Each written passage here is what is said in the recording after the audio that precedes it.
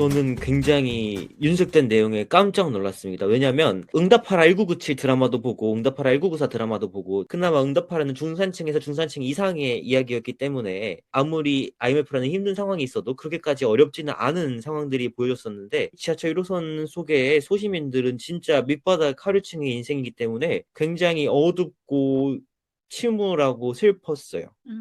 맞아요. 뮤지컬은 상업적인 장르인데 조금 굉장히 충격적이어서 원작을 찾아봤는데 좀 각색이 된 부분이 있긴 하더라고요. 제가 알지 못했던 겪지 못했던 어려운 그 시대를 보여줬고 그리고 결말 같은 경우에도 원래 결말은 굉장히 해피엔딩이었다고 하는데 한국 버전의 결말은 그렇게까지 해피엔딩으로 느껴지지 않았어요.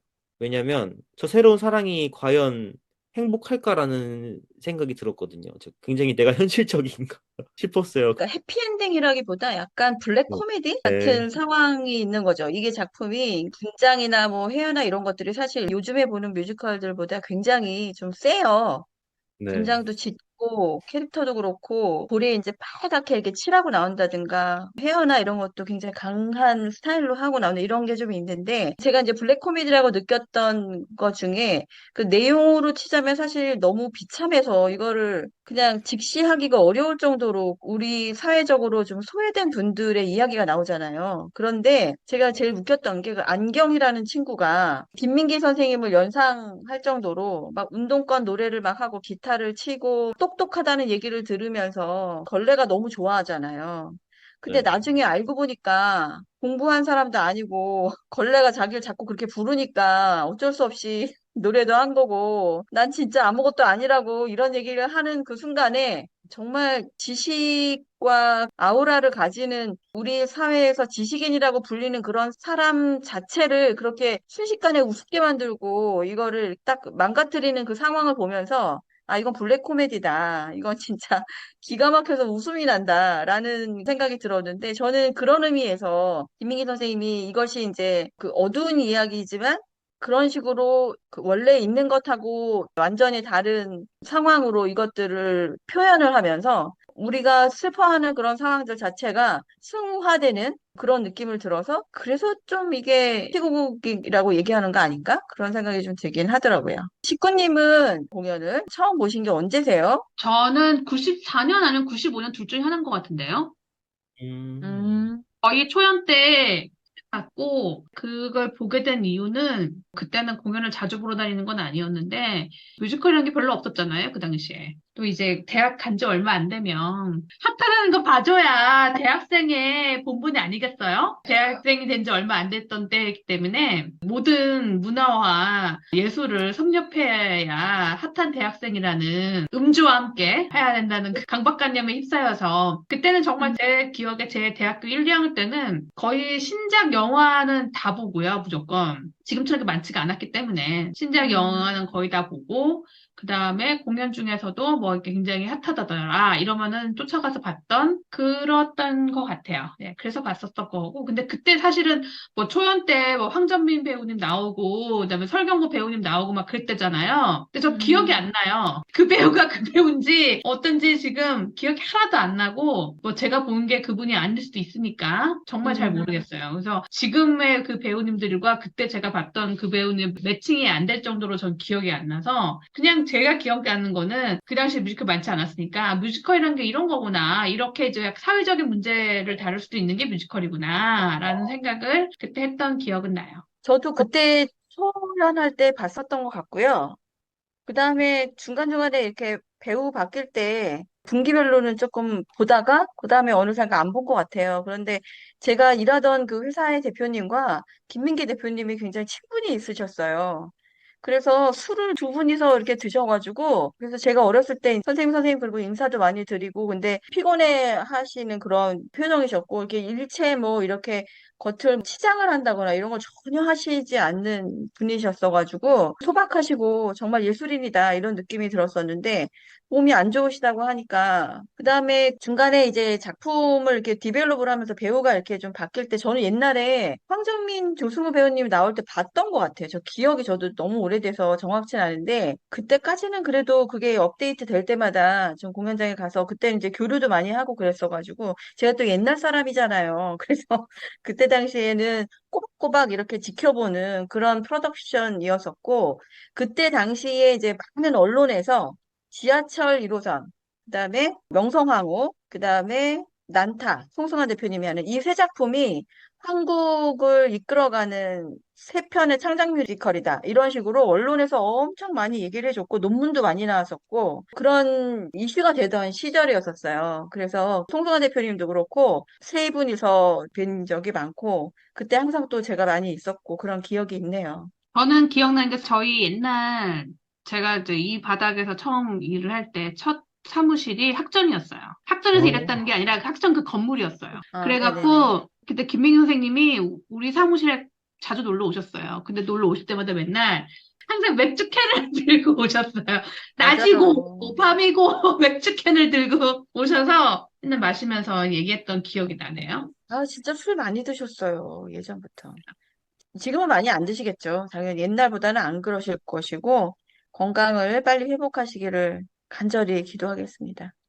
안 그래도 저도 명성황후를 언급하려고 했는데 이제 지하철 1호선이 94년 명성황후가 95년 초연이었잖아요. 근데 지하철 1호선 같은 경우에는 지금까지 거의 비슷한 원형의 스토리랑 분장 무대를 이어나가고 있고 명성황후 같은 경우에는 제일 최근까지 송수 형식을 버려가면서까지 지금 굉장히 많은 수정을 하고 있는데 좀 고민이 들더라고요. 수정을 하는 게 맞을까? 아니면 원형 그대로 지키는 게 맞을까? 양쪽 다 장단점이 있는 것 같아서 이 작품을 보면서 굉장히 고민을 많이 하게 됐어요. 이런 부분이 수정이 필요하지 않을까? 지금 관객들이 이걸 받아들일 수 있을까 싶으면서도 한편으로는 원화는 이렇게까지 잘 지켰기 때문에 이게 인정받는 게 아닐까라는 생각도 들어서 굉장히 고민을 많이 하게 됐습니다. 연출자 맘이죠, 뭐, 사실은. 고치는 거는 연출하시는 분, 크리에이티브들 마음이기는 한데요. 명성황후가 그렇다고 해서 막 얼마나 많이 바뀌었나 그렇게 보면은 사실 작품을 보면 거의 틀은 그대로 가지고 있거든요. 뒤에 네. LED 무대 바뀐 거 하고 음악이나 뭐 대사 이런 것들이 좀 디테일이 바뀌었는데 잘 모르시는 분들은 옛날에랑 이번에랑 뭐가 많이 바뀌었지? 이렇게 좀 약간 음, 모르시는 분들도 계시기는 해요. 물론 이제 저 같은 사람들은 워낙 많이 봤으니까 그걸 딱 보면 알겠지만 일반 분들은 또 잘 모르시는 분도 계시더라고요. 근데 음, 지하철 1호선 같은 경우에도 업그레이드를 했어요. 분명히 한 게 있어요. 옛날 거를 기억을 해보면 제가 정확히 복기는 어렵지만 분명히 이제 바뀐 부분들이 있는데 왜 그런 거 있잖아요. 명품이라고 하면 뭐 BMW다 뭐 벤츠다 이러면은 옛날 벤츠부터 오늘날 벤츠까지 디자인을 이렇게 쫙 붙여놓고 보면 벤츠다라는 느낌이 딱 들긴 하는데 디자인이 굉장히 현대적으로 정교하게 바뀌거든요. 근데 이제 원래 있던 원형의 틀을 유지하면서 현대성을 덧입히는 거. 이게 참 어려운 말이기는 한데, 그런 리노베이션이 저는 제일 좋은 것 같아요. 그런 측면에서는 지금 굉장히 고전의 어떤 힘이나 이런 것들을 지켜내면서 좀 현대 관객분들한테 적응할 수 있도록 잘 고친 거 아닌가. 근데 아까 제가 말씀드렸던 것처럼 작품의 어떤 깊이 있는 음악적 힘이나 이런 것들은 정재일 평론가님을 통해서 좀 세련되게 바꾸고, 그 다음에 내용은 거의 그대로 둔 상태이고 배우들을 또 신선한 분들로 바꾸고 이런 식으로 해서 원래 있던 것들을 현대적인 느낌이 들도록 그런 식으로 좀 장치를 하신 거 아닌가라는 생각이 들고 명성황후도 사실은 배우분들이 명성황후 역할이 2세대, 3세대 이렇게 가면서 요즘 많이 활동하시는 젊은 배우분들로 명성황후가 바뀌었죠, 많이. 그래서 네. 배우의 어떤 신선함이나 이런 것들로 똑같은 작품이긴 하지만 과거에 있던 느낌하고는 또 완전 색다른 느낌을 주는데 그렇게 따져보니까 지금 주슨 얘기하는 것처럼 계속 얘기하면서 생각해보니까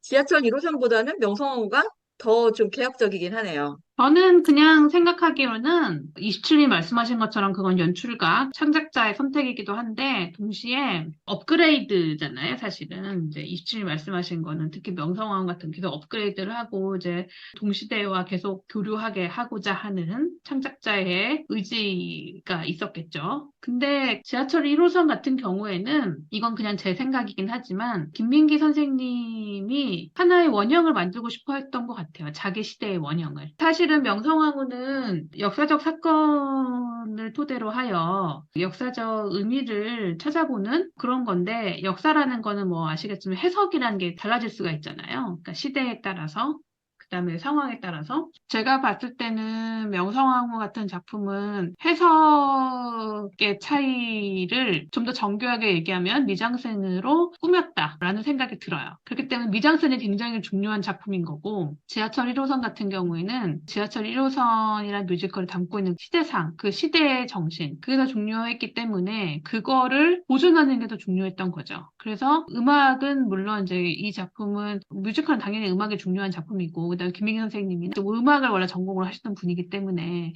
음악적인 컨템포러리화는 계속 지속되고 있는 거고, 미장센이라든가 그다음에 작품에 대해서는 그 시대의 정서를 유지하고 싶어야 하지 않으셨을까라는 게 제 생각이에요. 물론 제가 선생님의 항상 맥주 들고 계시던 그 모습 이외에는 개인적으로 깊은 얘기를 해본 적이 없어서 알 수 없지만, 선생님은 그러한 분이실 것 같다는 생각은 들어요. 자기가 겪어왔고 자기가 힘들지만 이겨냈고, 그 시대에 대한 향수와 그다음에 그 시대를 겪어난 우리 모두에 대한 응원, 이런 게 그때 있지 않을까라는 생각이 드네요. 대단하신 것 같아요. 사실 생애 그 아침 이슬 같은 곡 하나만 만들으셔도 그건 정말 대단한 건데, 또 뮤지컬 공연계까지 또 이렇게 섭렵하셔서 또 하나의 명작을, 이 오래가는 작품을 만드셨다는 거는 정말 훌륭하다. 이러기 쉽지 않은데 대단하시다. 그런 생각이 그리고 드네요. 정재일 선생님이 제가 알기로는 절대 아무하고나 작업하지 않아요. 맞아요.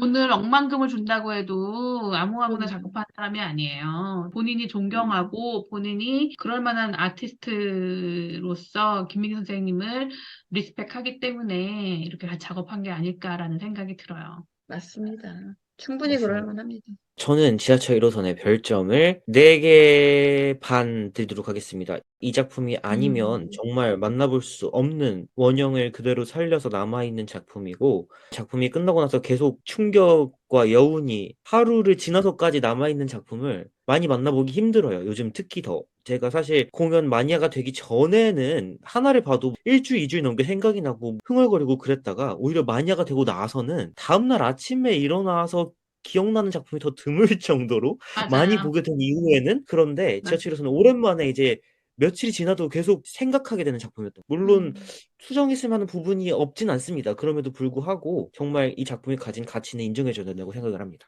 주스님이 수정하고 싶은 그 부분은 아마 그 시대의 부조리였을 거예요. 네. 네네. 지금의 관객들이 보기엔 굉장히 불편했지만, 그 당시에는 그게 현실이었고, 그 정도의 그 여성에 대한 문제가 많았던 시대였던 거죠. 그 시대를 보여줬다고 생각하시면 오히려 보시는 관객분들이 조금 더 편하게 보실 수 있지 않을까라는 생각이 드네요. 작품도 이제 안 올리신다고 하고 극장도 문을 닫는다고 하니까 굉장히 마음이 편치 않은 리뷰긴 합니다. 극장도 닫고 작품도 한동안 올리시지 않을 계획이시라고 하니까 진짜 놓치지 마시고 관람을 하셨으면 좋겠고, 잘 돼가지고 다시 또 만나볼 수 있으면 좋을 것 같습니다. 그럼 저희는 다음에 다시 다른 공연 리뷰로 찾아뵐게요.